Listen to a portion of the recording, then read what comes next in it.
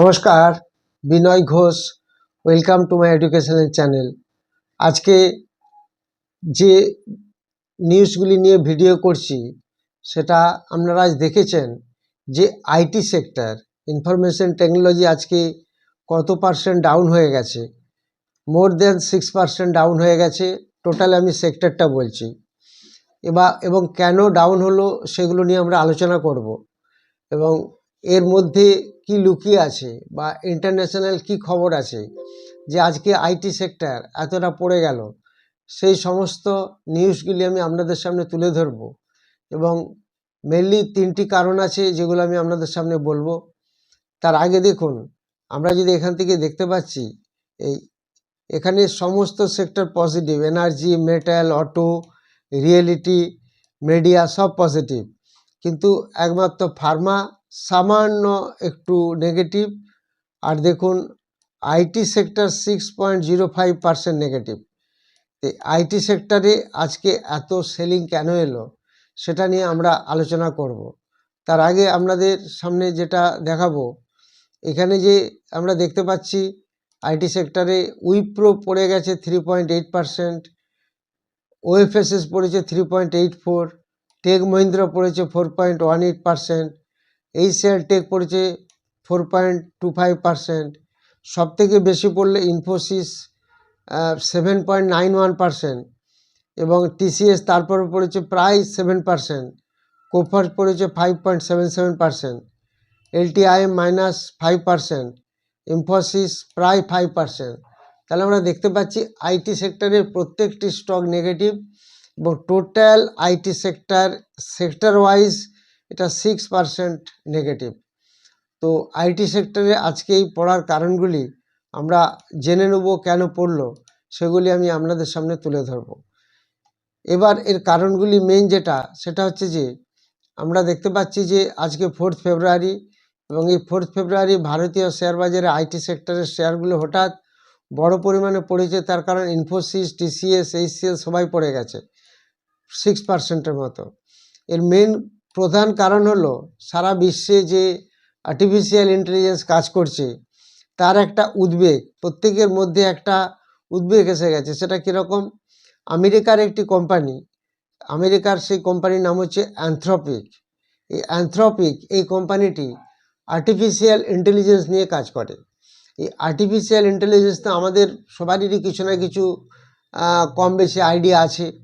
সেই artificial intelligence নিয়ে যে কাজ করে অ্যানথ্রপিক এই কোম্পানি অ্যানথ্রপিক, এরা একটি এআই টুল চালু করেছে যেটা অনেক কাজ, অর্থাৎ ডেটা অ্যানালিসিস, ডকুমেন্ট পরীক্ষা ইত্যাদি এইসব কাজগুলো সে নিজেই করে দেবে। তখন ম্যান পাওয়ারের আর প্রয়োজন হবে না। এই খবরটা বেরিয়ে পড়ার পর বিশ্বব্যাপী একটা প্রত্যেকের মধ্যে সফটওয়্যার কোম্পানিগুলোর উপর একটা চাপ এসে গেছে এবং সফটওয়্যার কোম্পানিগুলো সেই জন্য মুখ থুবড়ে পড়ে গেল। তো এই যে অ্যানথ্রপিক কি নিয়ে এলো তার ডিটেলস মোটামুটি আপনাদের বললাম। ম্যান পাওয়ার ছাড়াই কত তাড়াতাড়ি এই অ্যানথ্রপিক এই এআই টুলসটি কত তাড়াতাড়ি কাজ করতে পারবে সেটা আপনারা বুঝতে পারলেন। এর সাথে সাথে দেখা যাচ্ছে যে বিনিয়োগকারীরা মনে করছেন যে এই ধরনের এআই টুলগুলো ভবিষ্যতে ঐতিহ্যগত আইটি সেবার উপর চাপ সৃষ্টি করবে। যেমন ক্লায়েন্টদের জন্য বহিরাগত সাইট ডেভেলপমেন্ট ও কাজের জন্য কম মানব শক্তির দরকার হবে। ফলে আইটি কোম্পানির দীর্ঘমেয়াদে আয় ও লাভের উপর একটা উদ্বেগ তৈরি হবে।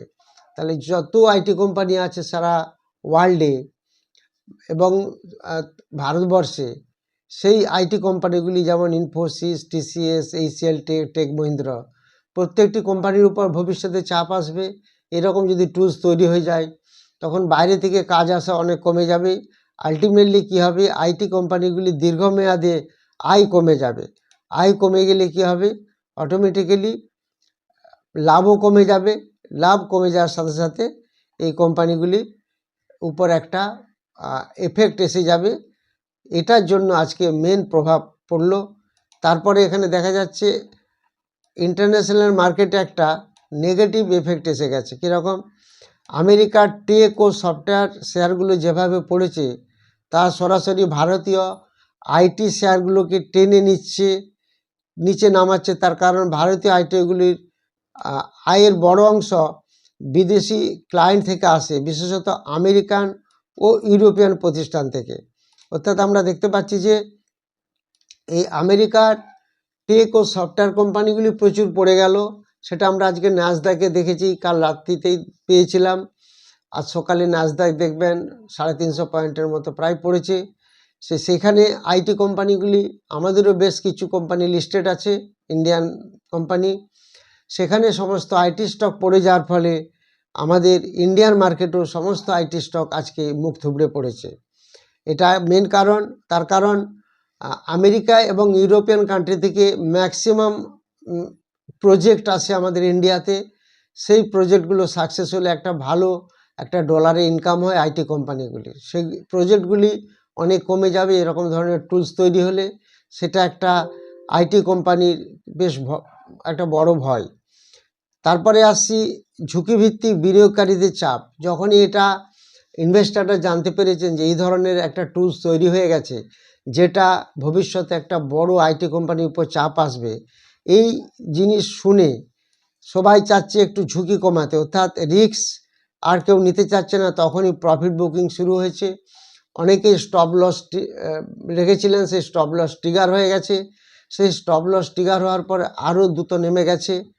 আর এই কারণে ছোট মাঝারি বিনিয়োগকারীরাও শেয়ার দ্রুত বিক্রি করতে শুরু করেছেন, যার ফলে পতন আরও তীব্র হচ্ছে।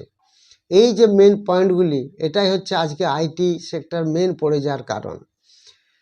এর সাথে সাথে আপনারা কমেন্ট সেকশনে যে কমেন্টগুলি দিয়েছেন সেগুলি আমি আপনাদের বলবো। তার আগে আপনাদের জানাই 15 ফেব্রুয়ারি যে ব্যাচ শুরু হচ্ছে, একটি অফলাইন ক্লাস শুরু হচ্ছে, একটি অনলাইন এবং একটি ক্রিপ্টোকারেন্সির ব্যাচ চালু হচ্ছে। যারা ইন্টারেস্টেড তারা হোয়াটসঅ্যাপে যোগাযোগ করবেন। সেখানে শেখানো হচ্ছে কি, সেখানে fundamental, technical, price action, chart pattern, candle sticks এবং তার সাথে সাথে কিভাবে আমরা ইন্ট্রাডে, সুইং এবং অপশানে ডেলি যাতে স্টক সিলেকশন করতে পারি তার ফর্মুলা সেটিং করে দেওয়া হয়। সেই স্টক সিলেকশন ফর্মুলা সেটিং থাকলে কী হয়, সেখান থেকে স্টক স্ক্যান হয়ে বেরিয়ে আসে। স্ক্যান করার ফলে সেই শেয়ার থেকে দেখে আমরা ইন্ট্রাডে, সুইং এবং অপশান করতে পারি। এর সাথে সাথে এবং আমরা লাইভ মার্কেটে ক্লাস দিই। লাইভ মার্কেটে এই যা যা শেখানো হলো 3 মাস ধরে, সেগুলি লাইভ মার্কেটে আমরা দেখি, সেগুলো দেখে ইমপ্লিমেন্ট করি কিভাবে লাইভ মার্কেটে আমাদের প্রফিট আসছে। এই ধরনের কোর্স যারা ইন্টারেস্টেড তারা হোয়াটসঅ্যাপে যোগাযোগ করবেন, যেটা 15 ফেব্রুয়ারি চালু হচ্ছে।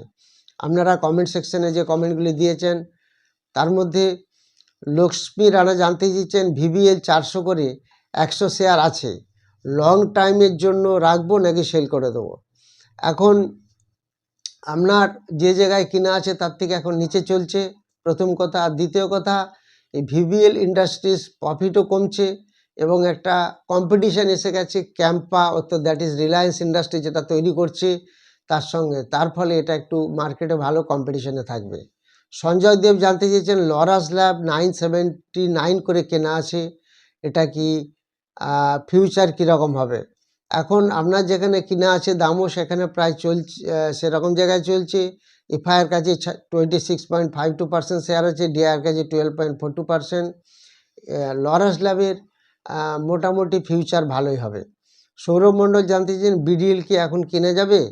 বিডিএল যদি 1250 থেকে 60-এর মধ্যে পান তাহলে অবশ্যই অ্যাকুমুলেট করা যেতে পারে, কোনো অসুবিধা নেই।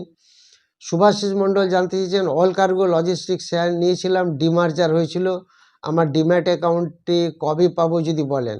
এটা অ্যাকচুয়ালি সবথেকে বেস্ট হবে আপনার পক্ষে এই নিউজটা।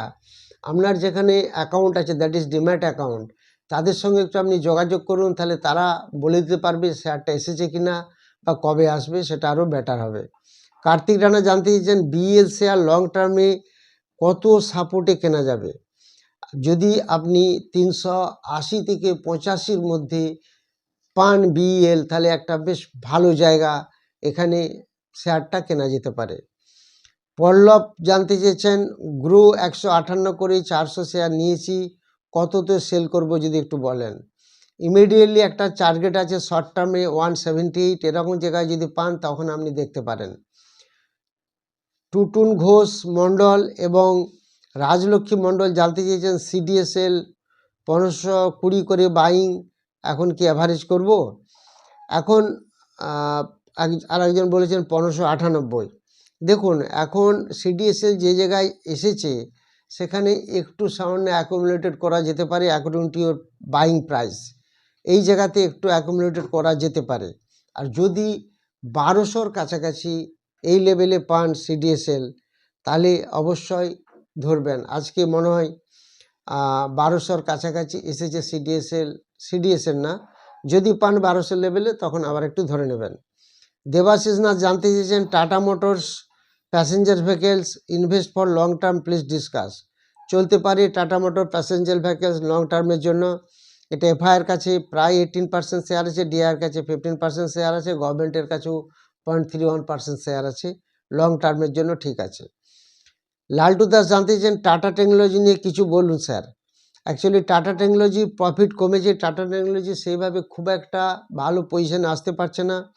যদিও এফআইআর কাছে 5.51% শেয়ার আছে, ডিআইয়ের কাছে 2.92% শেয়ার আছে। তো এটা খেয়াল রাখুন, যখন লিস্টিং হয়েছিল তখন যেভাবে একটা প্রোগ্রেস দেখিয়েছিল তার থেকে অনেক নিচে এসে গেছে। সুশান্ত মাইতি জানতে চাইছেন ডিকসন টেকনোলজি নিয়ে বলুন, 11,500 কেনা আছে। যদি আপনি 9,000, 850, 9,000, 850 থেকে 9,900-র মধ্যে পান অবশ্যই আপনি কিনবেন। আর এই মুহূর্তে আপনি যদি এক্সিট করতে চান ডিকসন ভালো শেয়ার, সেটা আপনি দেখে নেবেন কি করা যেতে পারে। ইমন শাহ জানতে চেয়েছেন এক্সাইড ইন্ডাস্ট্রি এত পড়ছে কেন। এক্সাইড সমস্ত শেয়ারই প্রচুর পড়েছিল। একদিনে মার্কেট 600-700 পয়েন্ট বেড়ে গেলে একদিনে সব শেয়ার বেড়ে যায় না। তবুও এক্সাইড ইন্ডাস্ট্রি দেখা যাচ্ছে প্রায় 3 দিনে 10%-এর মতো ঊর্ধ্বমুখী হয়েছে, অনেকটা বেড়েছে।